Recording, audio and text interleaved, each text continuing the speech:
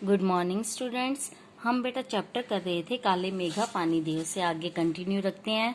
तो बेटा उसके बाद है कुछ देर चुप रही जीजी, यानी कि जब लेखक ने ये तर्क किया कि ऋषि मुनियों को बदनाम करने से क्या फायदा, कि क्या वे ये तो नहीं कहते कि आदमी पानी की एक एक बूंद को तरसे और तुम पानी को ऐसी कीचड़ में व्यर्थ बहा दो।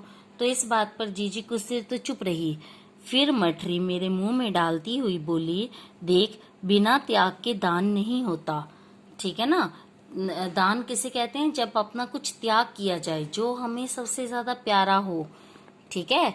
अगर तेरे पास लाखों करोड़ों रुपए हैं और उसमें से तू 2-4 रुपए किसी को दे दे तो वह क्या त्याग हुआ? ठीक है ना बेटा। जब आपके पास इतना सारा है, सागर भरा हुआ है, उसमें से एक बूंद दे देंगे तो वो त्याग नहीं होता। ठीक है ना। वो तो आपने अपना एक्स्ट्रा दिया है। त्याग तो वह होता है कि जो चीज तेरे पास भी कम है, जिसकी तुझको भी जरूरत है, तो अपनी जरूरत पीछे रखकर दूसरों के कल्याण के लिए उसे दे। तो त्याग तो वह होता है, दान तो वह होता है, उसी का फल मिलता है। बेटा देखो, सच्चे अर्थों में त्याग कौन सा होता है? एक चीज आपके पास बहुत कम है, आपको उसकी बहुत ज्यादा जरूरत है, लेकिन अगर ऐसा समय आए कि आपको उसमें से ही त्याग करना पड़ जाए, उसी में से ही किसी को कुछ देना पड़ जाए, तो सही मायनों में त्याग वो कहलाता है। उस चीज की जरूरत आपको भी है, लेकिन आपने अपनी जरूरत को पीछे रखा। ठीक है ना। और दान को महत्व दिया, तो सच्चे अर्थों में दान वही कहलाएगा। फलवल कुछ नहीं मिलता, सब ढकोसला है। लेखक आगे तर्क करता है कि फलवल कुछ नहीं मिलता, ये सब तो मन को मनाने वाली बात है, ढकोसला है, पाखंड है। मैंने कहा तो, पर कहीं मेरे तर्कों का किला पस्त होने लगा। यानी मुंह से तो कह दिया ऊपर ऊपर से, लेकिन मन से वो भी जीजी की बातों से मतलब कि सहमत होता लग रहा था। उसे अपने ही तर्क व्यर्थ लग रहे थे, जीजी की बात उसे कहीं सही लग रही थी अब। ठीक है ना। मगर मैं भी जिद पर अड़ा था, लेकिन नहीं चाहता था कि अपनी मेरी बात नीचे हो, इसलिए अपनी बात को ऊपर रख रहा था। हालांकि उसकी बात में वजन इतना नहीं रह गया था। ठीक है ना। फिर जीजी बोली, देख देख, तू तो अभी से पढ़ लिख गया है। मैंने तो गांव के मदरसे का मुंह भी नहीं देखा। मदरसा मीन्स पाठशाला, यानी कि मैं तो कभी पाठशाला में नहीं गई और तू इतना पढ़ा लिखा है।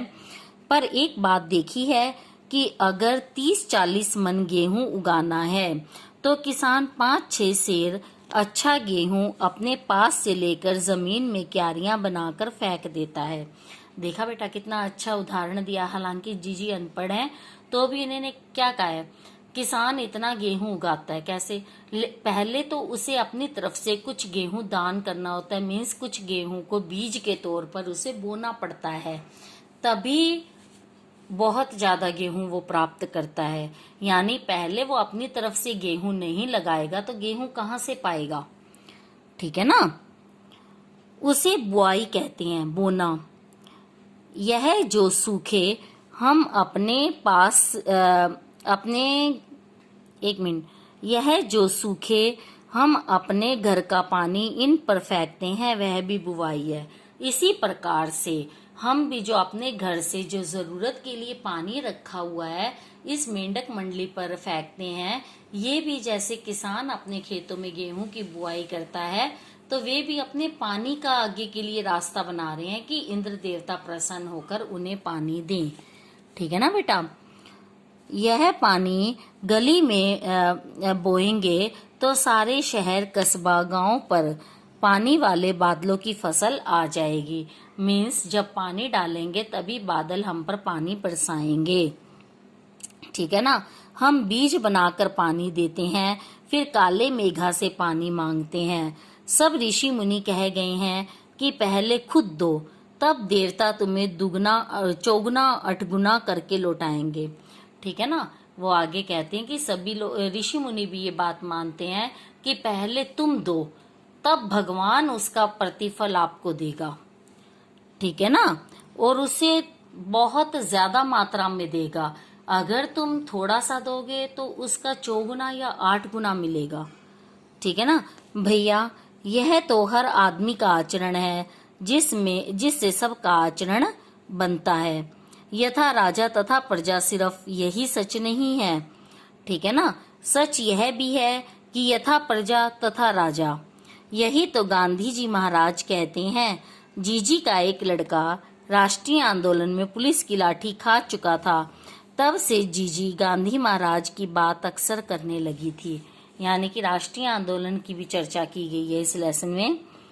इन बातों को आज 50 से ज्यादा वर्ष होने को आए, पर ज्यों की त्यों मन पर दर्ज है।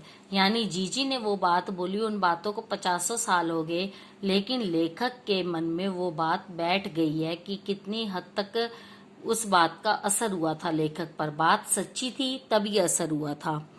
कभी कभी कैसे कैसे संदर्भों में ये बातें मन को कचोट जाती हैं।